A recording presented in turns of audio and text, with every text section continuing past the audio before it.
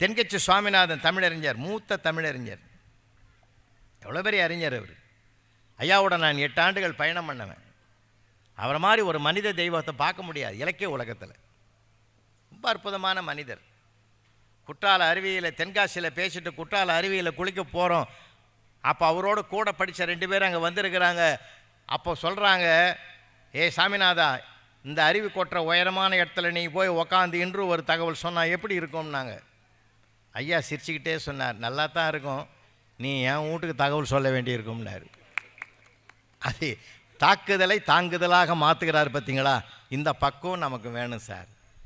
உடனே சண்டைக்கு போயிடுறோம். நம்ம யாரை பார்த்து என்ன கேள்வி கேட்ட? உன்னை சாதிக்கணும்னா அன்பை மையப்படுத்த வேண்டும். அதனால தான் வள்ளுவர் அன்பு தண்ட குடும்பத்தின் ஆதாரம்னார். வேர், வெளியில் தெரியாத வேர் அன்பு. அந்த அன்பை கையில் எடு. அதனால தான் சார் இந்த தெரிஞ்சிருந்தான் நினைவுபடுத்துகிறேன். 6ஆம் கிளாஸ் படிக்கிற பையன் பக்கத்தில் கை கட்டி பவ்யமாக நின்னான் சார். அவங்ககிட்ட தான் நான் கற்றுக்கிட்டேன் ஒரு செயலை எப்படி செய்து கொடுப்பதுன்னு. என்னடா அப்படி நிற்கிற சார்? ப்ளீஸ் சார், இந்த பள்ளிக்கூடத்திலே நீங்கள் ரொம்ப நல்லவன்னு எல்லாம் பேசிக்கிறாங்க. ஏன் திடீர்னு ஒன்று சொல்கிறேன்? 33 போட்டுக்கிறீங்க, ஒரு 2 மார்க் போட்டிங்கன்னா எங்கள் வம்சத்திலே நான் பாஸ் பண்ணிடுவேன் சார். அவன் என்ன வம்சம்னு எனக்கு தெரியாது. எனக்கு பகீர்னு ஆகிட்டுது. என்னடா அவன் பெரிய பெரிய வார்த்தையெல்லாம் பேசுகிறானே, சரி போட்டுடலாம் அப்படின்னு நினைக்கிறதுக்குள்ள அவனுக்கு சப்போர்ட் பண்ண ஒருத்தன் வந்துட்டான் சார். என்னடா ஐயா கிட்ட போய் வளவல்னு பேசுகிறேன்? யார் தெரியுமா அவர்? டிவிலாம் பேசுகிறவர், நல்ல மனுஷன்டா. என்ன கேட்ட? 2 மார்க் கேட்டேன்டா. ஓடா, அவருக்கு தெரியாதா? இன்னைக்கு இருக்கிறவன் நாளைக்கு இல்லைன்னு தெரியாது அவருக்கு. போடுவார்ரா. போய் அவரை போய் 2 கேட்குற. அவர் தகுதி என்ன? 5 போடுவார் கம்முன்னு இரு சார். 2 வழியில்னு தானே விட்டேன், 5 போட சொல்லிட்டான் சார் அவன். இனியவரான் ஒருத்தன் வந்து மாத்திரை போகிறான்னு வடகடன்னு வாங்கி எங்கள் வாத்தியாரங்களுக்கு தெரியும் எங்கெங்கே போடணுன்னு. இங்கேயும் அங்கேயும் சூழ்ச்சி அரையாக போட்டு போட்டு 33 38 ஆக்கி அவன் விருப்பப்படியே கையில் கொடுத்தான் சார். பேப்பரை வாங்கிக்கிட்டு 2வது வந்தான் பார்த்தேன். அவனை பார்த்து அவன் சொல்கிறான், என்னமோட உன் புண்ணியத்தில் நான் பாஸ் ஆகிட்டேன்ட்டு போகிறான் சார். போட்டது நான், புண்ணியம் அவனுக்கு. எத்தனை கோடி இன்பம் வைத்தாய் எங்கள் இறைவா, எத்தனை கோடி இன்பம் வைத்தாய் எங்கள் இறைவா. சின்ன சின்ன விஷயங்கள் தான் சார் மகிழ்ச்சி கிடக்குது. பெரிய பெரிய விஷயங்களில் வெற்றி இருக்குது. பெரிய பெரிய விஷயங்களில் வெற்றி இருக்குது, சின்ன சின்ன விஷயங்களில் மகிழ்ச்சி இருக்குது. மகிழ்ச்சியாக பேசுவோமா? குழந்தைங்கிட்ட நம்ம பேசியிருக்கோமா? வீட்டுக்கு போன உடனே அவனுக்கு பிடிக்காத வார்த்தையை தான் கேட்குறோம். ஹோம்ஒர்க்கு எழுது. அவன் நம்மளை எதிரி மாதிரி பார்க்குறான். சில வீட்டில் சொல்கிறான், நீ இன்ஜினியர் ஆகணும், டாக்டர் ஆகணும், இறையன்பு மாதிரி ஐஏஎஸ் ஆகணும். அவன் அழுகுறான் சார். ஏதாவது ஒன்று தாண்டா ஆக முடியும். ஒரே ஆள் எப்படா இவ்வளவும் ஆக முடியும்? உன்னால் எது ஆக முடியலையோ அதை என்ன வச்சு பார்க்கணுன்னு நினைக்கிறியே. அவன் கேட்காம பார்வையிலே பார்க்குறான் சார். நம்முடைய பேராசை அது. குழந்தைய நம்ம இன்றைக்கி போட்டு வாட்டி வதைக்கிறோம் சார். இவ்வளோ பெரிய மூட்டையை நம்ம தூக்கி போனோம். மனசாட்சியோடு நம்ம சொல்லி, இங்கே இருக்கிற பெரியவங்களை, நம்ம இவ்வளோ பெரிய மூட்டையாக சார் நம்ம தூக்கணும். நாம் நல்லா வாழலையா? நமக்கு ஒரு பெரிய இது மூட்டையாக தூக்கி அவன் முதுகில் வச்சு போய் ரொம்ப வருத்தமாக இருக்குது. பாவம் பிள்ளைங்க. அதனால் அவனையும் ரசிக்கணும் சார், அவனையும் ரசிக்கணும். வளர்ந்த பிறகு கூட அவன் என்ன மாதிரி இருக்கிறான், அவன் அந்த உலகத்தை நல்லா புரிஞ்சு வச்சுக்கிறான். நான் தானே ஆர்ட்ஸ் காலேஜ் நான் போய் ஒரு 7-8 வருஷத்துக்கு முன்னாடி போயிருந்தேன். அங்கே ஒரு மாணவன் கவிதை எழுதியிருந்தான் சார். அந்த கவிதையை படித்து பார்த்து மிரண்டு போனேன் நான். அவன் லவ் ஃபெயிலியரு, ஏதோ ஒரு பொண்ணை காதல் பண்ணிக்கிறான், காதலில் தோற்று போயிட்டான்.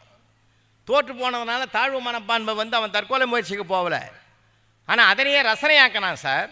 அதே ரசனை. துன்பத்துக்கு மருந்து எதுன்னு கேட்டார் தெரியுமா திருவள்ளுவர்? அதை மாற்றுகிற மருந்து எது தெரியுமாடா?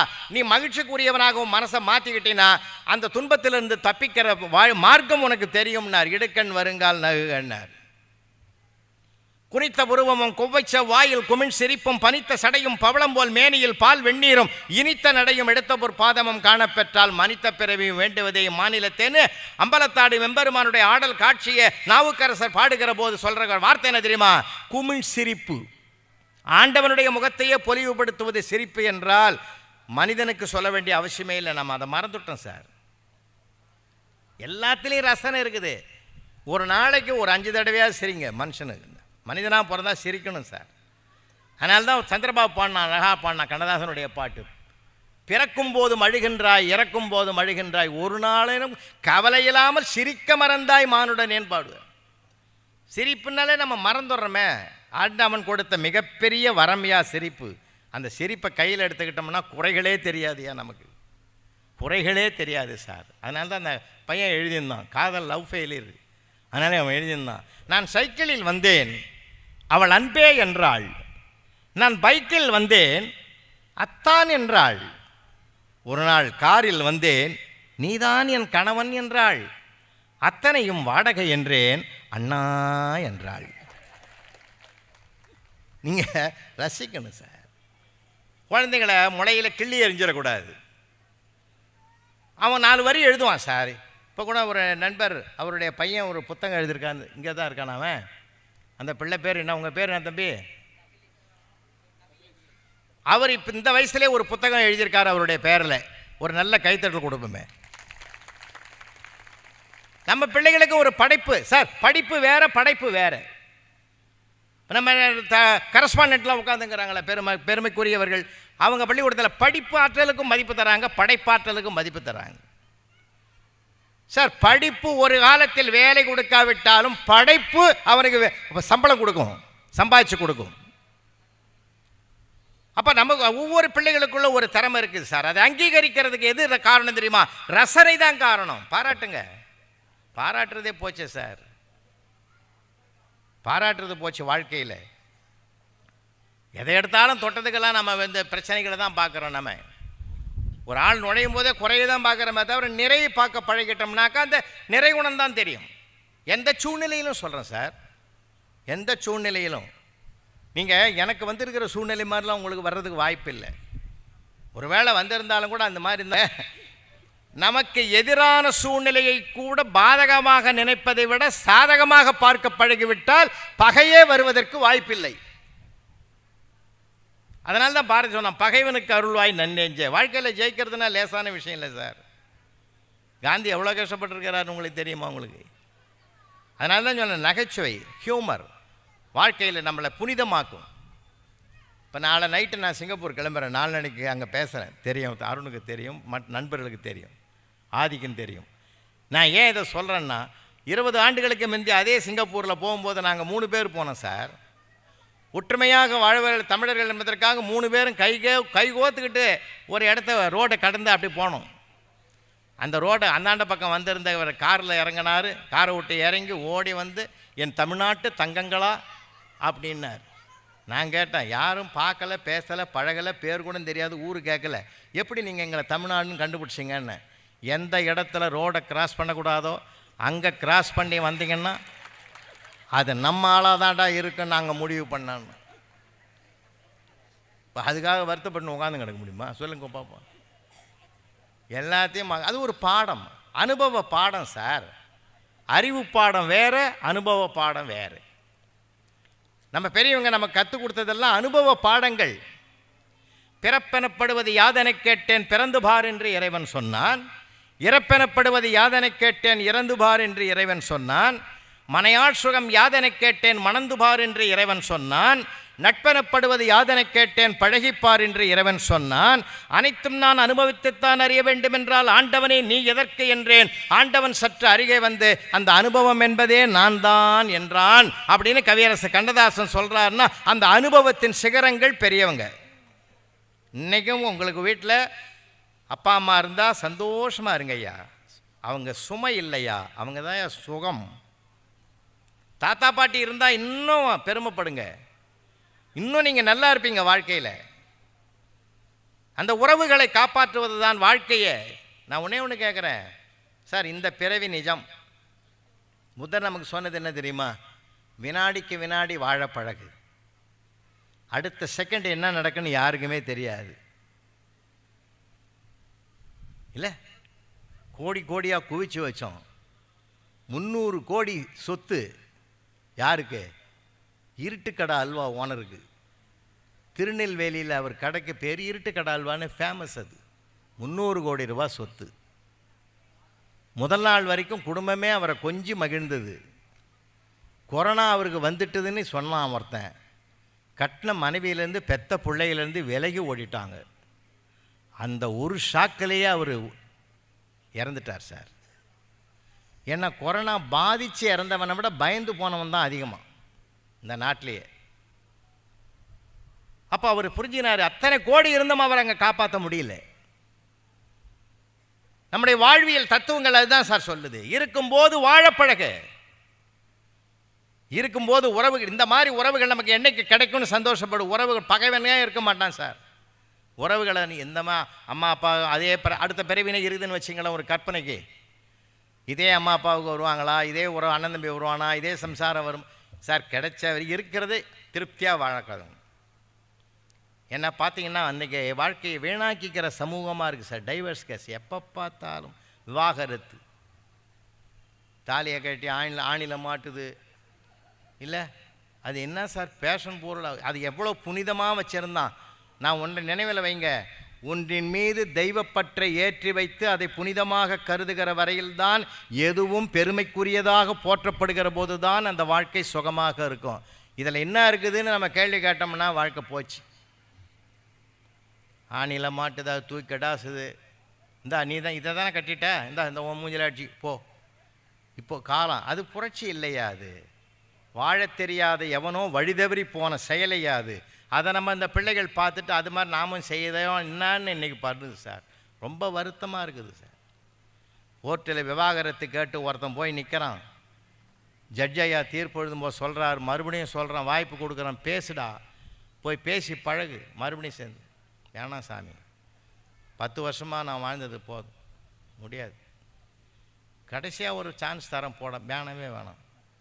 தீர்ப்பு எழுதுனா நீ வருத்தப்படக்கூடாது, எதை வேணால் எழுது. அப்புறம் படித்தார், உனக்கு உன் மனைவிக்கு விவாகரத்து கொடுத்துட்றான், அடுத்த மாதத்துலேருந்து உன்னுடைய சம்பளத்தில் ஜீவனாசமாக பாதி அவளுக்கு கொடுக்கணும். அவன் சிரிக்கிறான் சார் குற்றவாளி கூண்டிலேருந்து. இதை கேட்டு நீ அதிர்ச்சி அடைவன்னு நான் பார்த்தேன். அடா நீ வேற ஒன்று, 10 வருஷமாக முழுசாக கொடுத்துன்னு இருந்தேன், அடுத்த மாதத்துலேருந்து எனக்கு பாதி கிடைக்குது. இந்த மாதிரி ஒரு தீர்ப்பு வரும் தெரிஞ்சுதான் 5 வருஷத்துக்கு முந்தைய கேஸ் போட்டிருப்பேன். அவன் மனசுக்குள்ளே எவ்வளோ போராட்டம் இருந்துருக்குதுன்றது அவருக்கு அப்போ தான் தெரியும். சந்தோஷமாக இருப்போம் சார் வீட்டில். எல்லாம் குற்றமே பார்க்காதீங்கன்ற சின்ன சின்ன குற்றங்களுக்கு போய் நம்ம ஏன் சார் வீணாக வாழ்க்கையை கெடுத்துக்கணும்? வாழ்க்கையை கொடுத்துருவோம். உன் மாமனார் மாமியாரை பாராட்டுங்க சார். இது மாதிரி ஒரு அழகான பெண்ணை, அறிவான பெண்ணை எனக்கு பெற்று கொடுத்தே அப்பா தெய்வங்களே. அது மோசமாக இருந்தால் கூட மாற்றி சொல்லுங்களேன். 4 தடவை சொன்னீங்கன்னா 5ஆவது தடவை மாறிடும் சார். அந்த அம்மாவே நம்ம இவ்வளோ தப்பு பண்ணுறோம், நம்ம அப்பா அம்மாவை என்னமா பாராட்டுறான் அந்த மனுஷன், சே இந்த மாதிரி ஒரு இழிச்சம் வாங்கி அந்த ஜென்மத்தில் நமக்கு கிடைக்க மாட்டான் இப்படின்னு மாறும் சார் அந்த அம்மா. நீங்கள் பாருங்களேன், ட்ரை பண்ணி பாருங்கள், முயற்சி பண்ணி பாருங்கள். அதே மாதிரி இந்த மாதிரி மாமனார் மாமியார் ஜென்மத்திலும் கிடைக்குமா? கடவுள் கொடுத்த வரோம் அப்படின்னு. இதே ஈரோடு சித்தோடு, இந்த சித்தோட்டில் நான் 5 நாள் மகாபாரதம் சொல்ல வந்தவன். நான் ராமாயண மகாபாரதம் நிறைய சொல்லுவேன், 10 நாள். இப்போ கேட்கறதுக்கு ஆள் இல்லை, சொல்கிறதில்லை. சித்தோட்டில் வந்து ஒரு 5 நாள் மகாபாரதம் சொல்ல வந்தேன். எல்லாம் கூட்டம் பயங்கரமாக உட்காந்துங்குது. அதில் ஒரு நடுத்தர வயதுடைய பெண்மணி மூத்த வயதுடைய ஒரு அம்மாவை பவ்யமாக ஆட்டோவில் இறக்கி கூட்டின்னு வரும், கதை கேட்கும் போகும். 3 நாள் பார்த்தேன், சும்மா இருக்கக்கூடாது. நான் 3 நாள் பார்த்துட்டு 4ஆவது நாள் வந்து உட்காந்துமே கேட்டேன், அம்மாடி கூட்டம் ஆரம்பிக்கிறதுக்கு வந்து கேட்டு தெரிஞ்சுக்கிறேன், நல்ல பெண்மணியாக இருக்கிற, சந்தோஷமாக இருக்குது, வயசான இந்த அம்மாவை அழிச்சுன்னு வந்து அழிச்சும் பவ்யமாக போறியே, உங்கள் அம்மாவான்னு கேட்டேன். இல்லைங்கய்யா எங்கள் மாமியாருன்னு சொல்லி. பரவாயில்ல, உங்கள் மாமியார் இந்த அளவுக்கு அன்பாக அரவணைச்சு அழைச்சி வந்து அழைச்சும் போறியே, உண்மையிலே உன்னை பாராட்டுறம்மா, நான் வர புத்தகத்தில் எழுதும்போது கூட உன் பேரை சொல்லி எழுதி பதிவு பண்ணுறேன்னு. அதெல்லாம் ஒன்றும் இல்லை சார், மகாபாரதம் கேட்டால் உசுரே விட்டுருவன்னு சொன்னாங்க. நானும் 3 நாளாக கூட்டாந்து பார்க்குறேன், ஒன்றும் நடக்கலைன்னுச்சு. எனக்கே கஷ்டமாக போச்சு, ஏன்டா கேட்டோன்னு ஆகி போச்சு. எனக்கு அதில் எனக்கும் ஆபத்து இருக்குது. ஏன்னா அது நான் பேசி உயிர் போயிடுத்துன்னு வச்சுக்கேன். இந்த ஆள் பேசினா ஒரு ஆள் போயிடுவான்னு ஏன்னா சொல்லிட்டேன், நான் வம்பா போடும்ல, நமக்கே இது உல வைக்கிற மாதிரி இருக்குது. நம்ம ஏன்டா கேட்டான்னு ஆகி போச்சு. சில நேரங்களில் அமைதியாக இருக்கிறது கூட ஆனந்தம் இல்லைங்களா? அதனால் எவ்வளோ அனுபவங்கள், அனுபவம் தருகிற பாடத்தை விட உலகத்தில் என்ன சார் இருக்குது? அறிவு பாடங்கள் பட்டங்களை கொடுக்கும், அனுபவ பாடம் தான் வாழ்க்கையை கொடுக்கும். பெரியவங்க நம்ம வீட்டில் இருந்தாங்கன்னா சந்தோஷப்படுங்க சார், பாரமாக நினைக்காதீங்க சார். ஏன்னா இந்த உலகம் ரெண்டு பார்வை பார்க்குது. எனக்கு நான் எல்லாத்தையும் பார்க்குறேன். பென்ஷன் வாங்கின மாமனார் மாமியார் வீட்டில் இருந்தால் அவங்களுக்கு தனி மரியாதை. ஆனால் பென்ஷனே இல்லாத உட்காந்துங்கிறாங்க பார்த்தீங்களா, அவங்களுக்கு பெண்ணும் உதவ மாட்டுறாங்க, சன்னும் உதவ மாட்டுறாங்க. நிறைய இடங்களில் சிக்கல் இருக்கு. என்ன சார், எதை கொண்டு வந்தோம், எதை கொண்டு போக போகிறோம்? வாழ்க்கையினுடைய வெற்றி எப்பொழுது தெரியுமா? பெரியவங்க வாழ்த்தும் போது தான் அந்த குடும்பம் வளரும், அந்த குடும்பம் மகிழ்ச்சியாக இருக்கும். பெரியவங்க நொந்து போகக்கூடாது. அதுவும் பெத்த தாய்க்கும் தந்தைக்கும் கடமை இருக்குது பிள்ளைகளுக்கு. அந்த நெறிமுறைகளை, பண்பாட்டை நாம் இன்றைக்கி சொல்லிக் கொடுப்போம். அந்த இதுவே போச்சே சார், அந்த லைஃப் ஸ்டைலே மாறுது. இன்றைக்கி வாழ்க்கைன்னா என்னமோ அப்படியே கொஞ்ச நாளைக்கு வாழ்ந்துட்டு அப்படியே ஓடி போடுறது அப்படின்றது அந்த மாதிரி ஆகிப்போச்சுங்க. தலைகீழே போச்சு, தலைகீழே போச்சுங்க. ரொம்ப ரொம்ப வருத்தமாக இருக்குது. இது இப்படியே போனால் ஒரு காலகட்டத்தில் எங்கே போய் இது எல்லை தாண்டி எங்கே நிற்கும்னே யாருக்குமே சொல்ல முடியாது. வாட் இஸ் யுவர் கல்ச்சர்னு சர்தார் வல்லபாய் பட்டேலை கேட்டபோது அவர் கல்ச்சர் இஸ் அக்ரிகல்ச்சர்னு சொன்னார். விவசாயத்தோடு பின்னி பிணைந்த வாழ்க்கையா நம்ம வாழ்க்கை. அதனால தான் கொழுந்தனார் நாத்தனார், நீங்கள் அதை வச்சிங்கன்னா நான் 1 மணி நேரம் பேசுவேன். ஒவ்வொரு உறவுக்கு பெயரும் பயிரோடு கலந்துருக்கும். அதனால தான் கல்யாணத்துக்கு கூட சொன்ன 1000 காலத்து பயிருன்னா. என்ன அழகான வாழ்க்கை. நாம் நல்லதை நினைக்கணும், நல்லதை சிந்திக்கணையா, நல்ல வார்த்தைகள் பேசுவோம். வாழ்க்கையில் ஒருத்தரை பாராட்டுங்க. ஒன்றும் இல்லைங்க, உங்களை எதிரில் வராரு, ஐயா நல்லா இருக்கீங்களா, ரொம்ப மகிழ்ச்சி, முன்னை விட இப்போ ரொம்ப இளமையாக இருக்கிறீங்க, முகமெல்லாம் பொலிவாக இருக்கு, இப்படி தாங்க இருக்கணும் அப்படின்னு சொல்லுங்கள். அவன் சோகமாக கூட இருப்பான். நீங்கள் எதிர்மறை சிந்தனைகளை விதைப்பதை விட நேர்மறை சிந்தனைகளை விதைங்க. உண்மையிலே வாழ்க்கையில் வரமாவது அதான் சார் காரணம். வார்த்தைகள் என்பது பலம், வார்த்தைகள் என்பது பலவீனம். ஒரு வார்த்தை, ஒரு சொல் வெல்லும், ஒரு சொல் கொல்லும். கொல்லும் வார்த்தையை தேர்ந்தெடுக்க வேணாம், வெல்லும் வார்த்தையை தேர்ந்தெடுப்போம். குற்றவாளி கூண்டில் நிற்கிறான், 6 வருஷமாக குடியிருந்த ஹவுஸ் ஓனரை வெட்டினையா? வெட்டினேன். சரி, உனக்கு தூக்கு தண்டனை. என் பக்கத்து நீதியும் கேட்டு முடிவெடு சாமின்னா என்ன சொல்ல வர? 6 வருஷமாக அந்த ஆளுக்கு ஒழுங்க கொடைக்கூலி கொடுத்தனா இல்லையான்னு கேளு. கொடுத்தேன். சரி, இப்போ அதுக்கு என்ன? ஆனால் அந்த ஆள் 3 மாதமாக என்ன பார்க்குறப்பெல்லாம் சொல்கிறான், காலி பண்ணு காலி பண்ணுன்னா. நேற்று காலையில் கேட்டான் அந்த ஆள், கடைசியாக சொல்கிறேன் எப்போ காலி பண்ண போகிறேன்னா.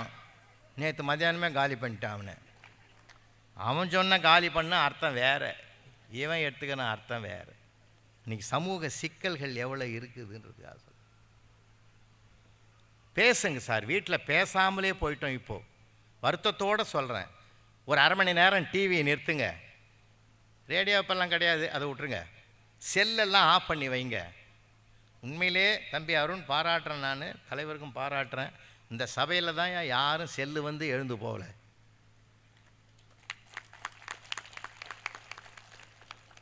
எழுந்து போகிறதுக்குன்னு ஒரு பயன்படுற கருவி இது. உண்மையிலே வருத்தமாக இருக்குது. இதை வச்சு என்ன ஏமாத்துறான் இன்றைக்கி நிறைய பேர். ஒரு அம்மா சொல்லுது வீட்டுக்காரர்கிட்ட, இந்த மாதிரியா எங்கள் அம்மா வீட்டுக்கு போகிறேன், 3 நாள் ஆகும், என்ன 2 பசங்களையும் உங்கள்கிட்ட தான் விட்டு போகிறேன், ஜாக்கிரதையாக பார்த்துக்கோ. சரி, வாசல் வரைக்கும் போச்சு அந்த அம்மா. திரும்பி உள்ளே வந்து, யோ உன்னை நம்ப முடியாது, நான் எப்பப்போ ஃபோன் பண்ணுறனோ அப்பப்போ நீ என்ன பண்ணுற, வீட்டில் இருக்கிறதுக்கு மிக்சியை போட்டு காட்டு, அந்த சத்தம் என் காதில் விழணும். சரி போ. நாள் போச்சே, காலையில் 10 மணிக்கு ஃபோன் அடிச்சது, மிக்சியை டர்ன்னு போட்டான். ஓ இருக்கிறியா? 1 மணிக்கு போட்டது இருக்கிறியா? 2ஆம் நாள் ஆச்சு. இந்த அம்மா 3 நாள் பொறுத்தானே வரப்போகுது. 3ஆம் நாளே வந்துடுது 10 மணிக்கு. 3ஆவது நாளே வீட்டுக்குள்ளே நுழைஞ்சு அந்த 2 பசங்க தாங்குது, அவனை காணோம். எங்கெல்லாம் கொப்பான்னுது. அந்த பையன் சொன்னான், அது என்னமோ தெரியாதுமா, 2 நாளாக கட்டைப்பையில் மிக்சியை எடுத்து போட்டுன்னு வெளியில் கிளம்பிடுறாரு.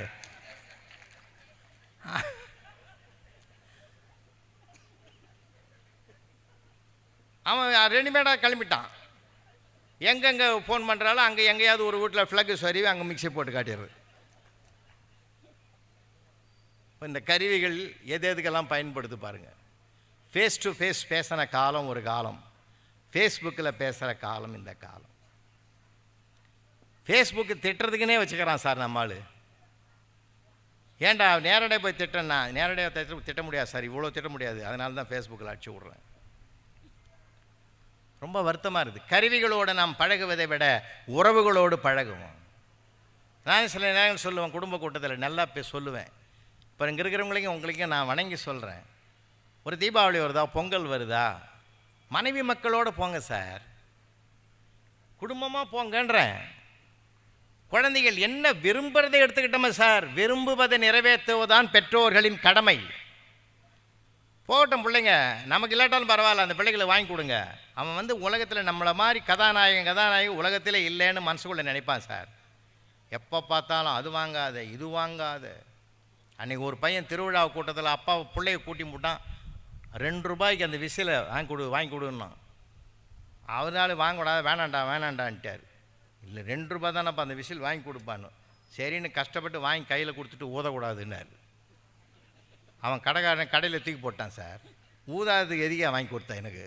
நாம் 1000 கண்டிஷன் போடுறோம் பிள்ளைகளுக்கு. அவனை சுதந்திரமாக வச்சுருங்க, ஜாலியாக கூட்டிகிட்டு போங்க. கூட்டிகிட்டு போய் அங்கே கடையில் உட்கார வைங்க. உனக்கு என்னடா பிடிக்கும், அது பெண் பிள்ளைகளுக்குன்னு ஒரு குணம் உண்டு, பையனுக்குன்னு ஒரு குணம் உண்டு, பெண்ணுக்குன்னு ஒரு குணம் உண்டு. எப்பயுமே பார்த்தீங்கன்னா வீட்டில் பெண் குழந்தைகளெல்லாம் அப்பாவை தான் அதிகமாக நேசிக்கும், ஆம்பளை பிள்ளைகளெல்லாம் அம்மாவை தான் அதிகமாக நேசிப்பான். உண்மையே இல்லையா? எது வேணாலும் அப்பா கிட்ட கேட்க மாட்டான் அவன், அம்மா கிட்ட தான். அம்மா அப்பா கிட்ட சொல்லி நீ சொன்னாதாம்மா அவர் கேட்பார், அது கொஞ்சம் வாங்கி கொடுமா.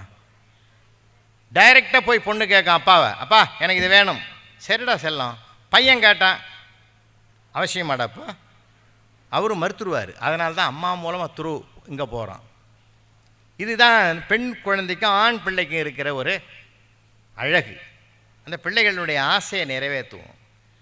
கணவன் மனைவி, நீங்கள் கூட சொல்கிறேங்க, 1000 பணக்காரர் இருப்போம், 1000 கோட்டீஸ்வரராக இருப்போம் சார்.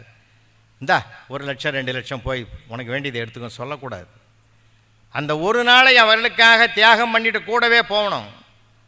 இந்த குடும்ப கூட்டத்தில் ஒரு தடவை இப்படி தான் நான் விழுப்புரத்தில் பேசிட்டு, அங்கே ஒரு ஜோடி அவன் சொல்லிட்டான், புலவரையா சொல்லிட்டாரு, அருமையான செய்தி, இந்த ஆண்டு தீபாவளிக்கு நானும் கூட வரேன்.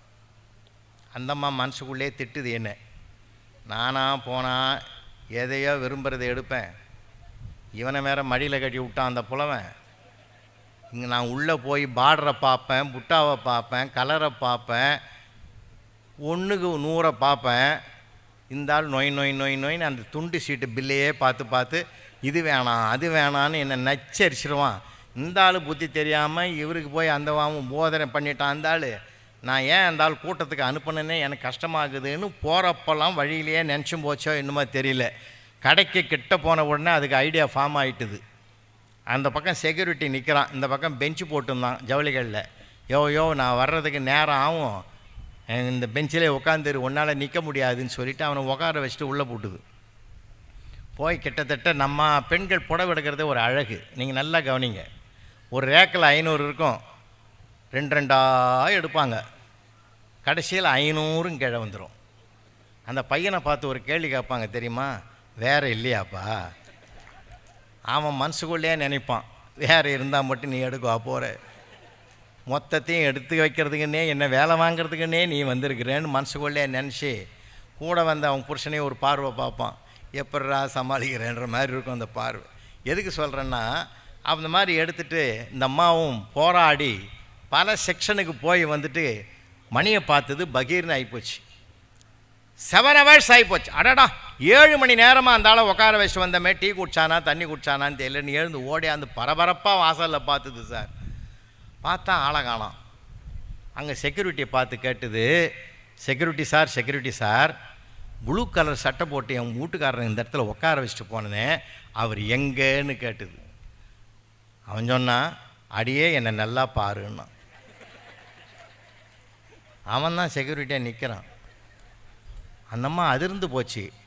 அட சண்டாளப்பாவி, நீ ஏன் இங்கே நிற்கிற, உனக்கே அந்த வேலை, சும்மா சத்தம் போடாத கம்முன்னு உட்காரு, நான் சொல்லதை கேளு. நீ என்னை உட்கார வச்சுட்டு போனியா? அந்த செக்யூரிட்டி சோகமாக இருந்தான். ஏன்டா சோகமாகறேன்னு கேட்டான். அவன் பொண்ணை பார்க்குறதுக்கு மாப்பிள்ளை வீடு வராங்களாம். டியூட்டி மாத்திரம் வரலையாம், கஷ்டப்பட்டான். நான் கேட்டேன், அந்த டியூட்டி நான் செய்யலாமான்னு கேட்டேன். எவ்வளோ நேரம் செய்கிறேன்னா, 8 மணி நேரம்னா. நீ அந்த நேரத்துக்குள்ளே வரமாட்டேன், நான் தனியாக உட்காந்து கிடக்கிறத விட நின்று கிடந்தேன்னா ஒரு நேரமும் போன மாதிரி இருக்கு, எவ்வளோரா கொடுப்பேன்னு கேட்டேன். 400 ரூபா கொடுக்குறேன்னா. அந்த அம்மா அப்படியே கண் கலங்கிட்டுது சார். அவன் சம்சாரம், யோ உனக்கு எனக்கு தெய்வம் போட்ட முடிச்சியாது, எடுத்து வச்ச புடவைக்கு 400 ரூபா குறையுதேன்னு நான் நினச்சேன்யா. அதை சம்பாரிச்சிட்ட பத்தியா? அது எப்படியா நான் உள்ள உனக்கு தெரியாமலே எடுத்து வச்சது உனக்கு எப்படி தெரியும்? இதான் என் மன ஒற்றுமைன்றது. 10 பொருத்தத்தில் மனப்பொருத்தம் தான் ரொம்ப நல்லது. அந்த மனப்பொருத்தம் உனக்கு எனக்கு அமைஞ்சிருக்குதுயா. அவன் பேசுவான் ஏதாவது. மகிழ்ச்சி என்பது நிகழ்வுகளில் நிறைய கொட்டி கிடக்குது சார். அதை உருவாக்குகிற சூழலை வகுத்து கொள்வது தான் வாழ்க்கை. எப்போ பார்த்தாலும் குற்றம் குறைகள், அது சரியில்லை இது சரியில்லை. எப்பயுமே அவங்க பிறந்து விட்ட உறவுகள்லாம் சொல்லவே கூடாது சார். குறையே சொல்லக்கூடாது. குறைகளை பார்ப்பதை விட நிறைகளை பார்க்க பழகுவோம். அந்த நிறைகளை பழகுகிற போது தான் நல்ல வார்த்தைகள் வரும். மீண்டும் நினைவுபடுத்துகிறேன், நல்ல வார்த்தைகளே பலம், நல்ல வார்த்தைகளே கெட்ட வார்த்தைகளே பலவீனம்.